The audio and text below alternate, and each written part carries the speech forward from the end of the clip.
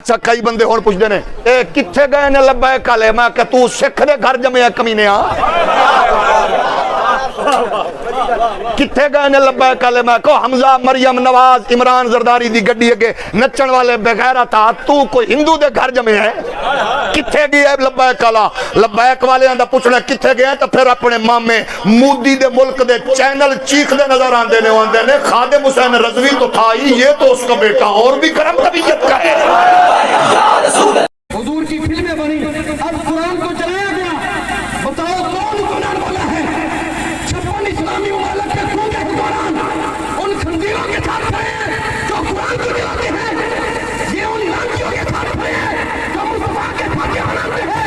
लेकिन लब्बैक वाले क्योंकि बता रहे हैं अन करीब इन हुजूर के गुलामों के हाथ होंगे, खलीलों तुम्हारे गिरबान होंगे।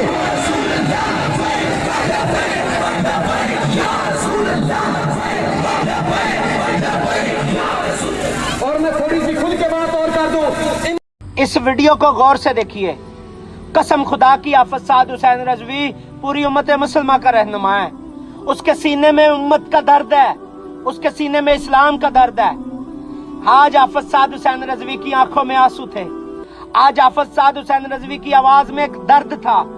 ये वही आफत साद हुसैन रजवी है जो चट्टान की तरह मजबूत थे जब रियासत और जुल्म और सितम कर रही थी, अपने चेहरे पर हर वक्त मुस्कुराहट रखते थे।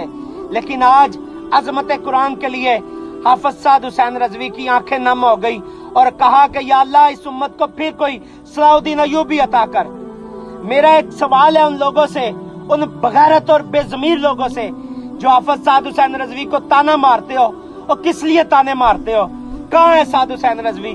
और बगैर तो कुरान की तौहीन हुई है और तुम हाफिज साद हुसैन रजवी को ताना मारते हो। और जिन्होंने पंजाब असेंबली के सामने खड़े होके आर्मी चीफ जिसके सारे तलवे चाटते हो, उस आर्मी चीफ को कहा था कि हाफिज साहब अगर मुझसे मुबारक लेनी है तो कुरान की हिफाजत करो, और तुम बगैर तो मुसलमान नहीं हो। किस मुंह से हाफिज साद हुसैन रजवी को ताना मारते हो?